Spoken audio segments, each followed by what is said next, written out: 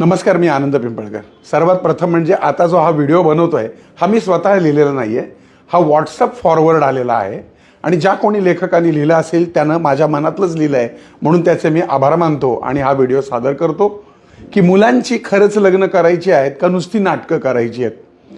आपण पाहतो की हल्ली लग्न चांगले मुलगा मुलगी असूनही होत नाहीत का?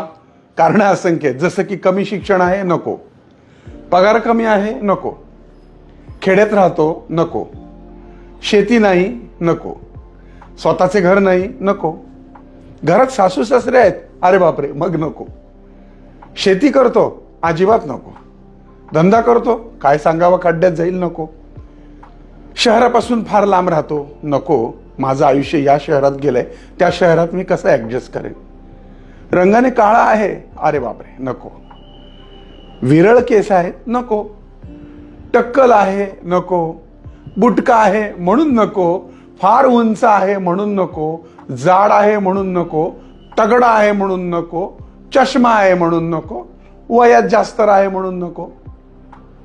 आता तो ज्या एरियात राहतो तो एरिया बरोबर नाही म्हणून नको। आता पुढे काय तर मंगळ आहे म्हणून नको, त्याच्या पुढचं कारण एक नाडी आहे म्हणून नको, नक्षत्राचा दोषच आहे, मैत्री दोषच आहे, राक्षसगण मनुष्यगण दोषच आहे मग नको। आता ह्या असंख्य कारणांनी जर तुम्ही लग्नाला नकार देत राहिलात तर मग लग्न करणार कधी, संसार कोणाबरोबर करणार, तुम्ही मायबाप होणार कधी, तुमच्या जीवनात नातवंड येणार कधी, तुम्ही सासू सासरे आजी आजोबा होणार तरी कधी।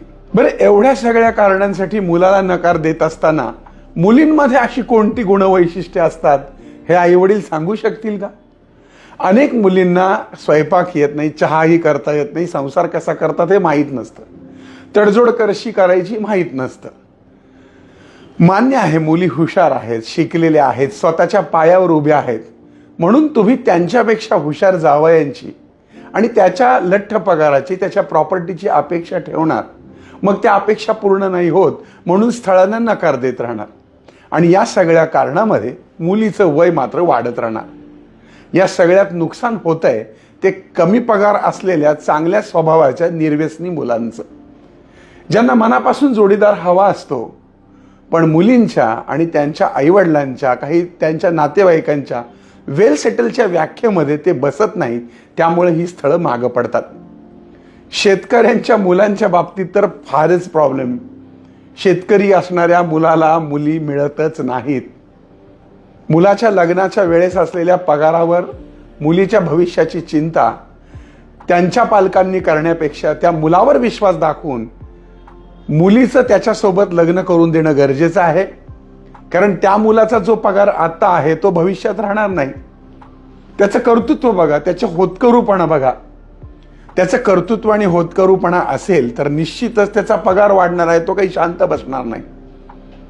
जशी मुलीची स्वप्न असतात तशी मुलाची देखील स्वप्न असतात, त्याची स्वप्न पूर्ण करण्यासाठी भरारी घेण्यासाठी नवीन उत्साह उमेद बळ मिळणार आहे आणि पगारही चांगला आहे म्हणजे मुलगी सुखी राहील हा गैरसमज आहे बरं का, लक्षात ठेवा। कित्येक करोडपतींकडे नांदणाऱ्या मुलींनी देखील तक्रारी नोंदवल्या, त्यांच्यावर केसेस चालू आहेत सासरकडच्या लोकांवर। भरपूर पैसा असला म्हणजे मुलगी सुखी असते असं अजिबात नाही। भविष्यात काय होणार आहे हे शक्यतो आपल्याला अंदाज येत नाही। एखादा पोरगा चांगल्या नोकरीला असेल तर तो नोकरीवरनं खाली येऊ शकतो, रंकाचा राजा राजाचा रंक होऊ शकतो। खरं तर हल्ली लग्न म्हणजे मुला मुलींपेक्षा त्यांच्या आईवडिलांसाठी आणि त्यांच्या नातेवाईकांसाठी खरं तर स्टेटस सिम्बॉलचा विषय झालाय। माझा जावई डॉक्टर आहे, इंजिनियर आहे, MBA आहे, MCA आहे हे सांगण्यात आणि एवढं लाखाचं पॅकेज आहे तेवढं लाखाचं पॅकेज आहे सांगण्यात पालकांना मोठेपणा वाटतोय आणि तसं स्थळ मिळावं यासाठी प्रत्येक मुलीचा आणि मुलीच्या आईवडिलांचा आणि नातेवाईकांचा प्रयत्न असतो। पण सर्वांनीच अशा अपेक्षा ठेवल्या तर बाकीच्या मुलांनी करायचं काय, त्यांची लग्न कशी होणार हा प्रश्नच आहे। पूर्वीच्या काळी जेव्हा लग्न व्हायची त्यावेळेस मुलं मुली एकमेकांना पाहायचे देखील नाही, लग्न लावून दिली जायची, म्हणून काय घटस्फोट व्हायचे का? तेव्हा ऍडजस्टमेंट केले जायचेच ना, उलट घटस्फोटाचं प्रमाण तेव्हा कमी होतं। पण जेव्हापासून लग्नामध्ये माणसापेक्षा शिक्षण पैसा प्रॉपर्टी याला महत्त्व आलंय तेव्हापासून घटस्फोटांचं प्रमाणही वाढलंय, हे सत्य विसरून चालणार नाही. विवाहामध्ये भौतिक सुखांपेक्षा मानसिक सुखाची, आधाराची आणि समजूतदारपणाची जास्त गरज असते. आईवडिलांनी आपल्या मुलामुलीचा सुखाचा विचार जरूर करावा, पण तो करत असताना त्यांच्या वाढत जाणाऱ्या वयाचा आणि निघून झालेल्या वेळाचंही भान आईवडिलांनी त्यांच्या नातेवाईकांनी ठेवायला हवं. कुठेतरी थांबायला हवं आणि अपेक्षांवर अडून न बसता तडजोड करून पुढे जायला हवं, कारण अपेक्षा ह्या कधीच न संपणाऱ्या असतात.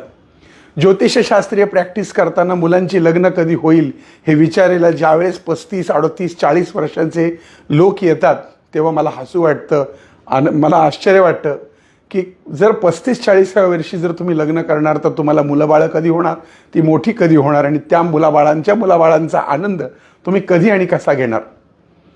लक्षात घ्या, आज आहे ते उद्या नाही, उद्या आहे ते परवा नाही. त्यामुळे आताचा क्षण आनंदामध्ये काढून संसाराला सुखी सुरुवात करा. प्रत्येकाला 100% मनाप्रमाणे मिळतंच असं नसतं. त्यामुळे जे मिळेल त्याच्यामध्ये आनंद माना. तुमच्या मुलीच्या किंवा जावयाच्या पायात लक्ष्मी असेल तर निश्चित प्रगती होणार. बऱ्याचदा असं पाहण्यात येतं की सासरा म्हणतो की मुलाचं स्वतःचं घर नाही. मुलाचं वय किती, तर 28 ते 30च्या रेंजमध्ये. अहो काका, तुमचं जेव्हा लग्न झालं आणि तुम्ही जेव्हा 28 ते 30 वर्षाचे होता तेव्हा तुमचं स्वतःचं घर झालं का हो? अर्थातच त्यांचं घर 50व्या वर्षी झालं. त्याच पद्धतीने त्यांना असं वाटतं की 25 ते 30च्या रेंजच्या मुलाची एवढी प्रगती असावी की बास रे बास, त्यानं मुलीला मर्सिडीजमध्येच फिरवावं. तर लक्षात घ्या, थोड्याशा अपेक्षा कमी करा. मी मुलीच्या वडिलांना दोष देतो अशातला भाग नाही. बऱ्याचदा असं पाहण्यात येतं की मुलांची लग्न करायची आहेत, पण ज्यावेळेस फोन केला जातो की तुमची मुलगी किंवा तुमचा मुलगा लग्नाचा आहे का, त्यावेळेस समोरच्या व्यक्तींकडनं रिस्पॉन्सच दिला जात नाही. फोन उचलले जात नाही. उचललं तर बोललं जात नाही. बोललं तर भेट घेतली जात नाही. अगदी कांदा पोहे, आता तर तो विषय मागच राहिलाय. मुलगी म्हणते मी आधी भेटते, पाहते, मला आवडला तर विचार करते. बऱ्याचदा असंही पाहण्यात आले की मुलगी म्हणते की मी त्याच्याबरोबर वर्षभर राहीन, काय म्हणतात ते, लिव्ह रिलेशनशिप, आणि मला वाटलं तर पुढे कंटिन्यू करेन. नाही चालत असं. तेव्हा काळजी घ्या. आता तर नवीन एक ट्रेंड वेगळा चालला आहे की मुलींची लग्न करतायत आणि मुलांची लग्न करतायत. ठीक आहे, हा ज्याचा त्याचा व्यक्तिगत स्वातंत्र्याचा भाग आहे आणि कायदा सुद्धा त्याला जर मान्यता देतोय, तर माझं त्याच्याबद्दल काही म्हणणं नाही. परंतु अपेक्षांचं ओझं मात्र कमी करा, म्हणजे लवकरच आपल्या मुलाबाळांची लग्न ठरतील. हा लेख मी लिहिलेला नाही, ज्यांनी कोणी लिहिला आहे हा मला व्हॉट्सअपवर आला होता. त्या अज्ञात लेखकाच्या आभारासह मी सादर करत आहे. धन्यवाद.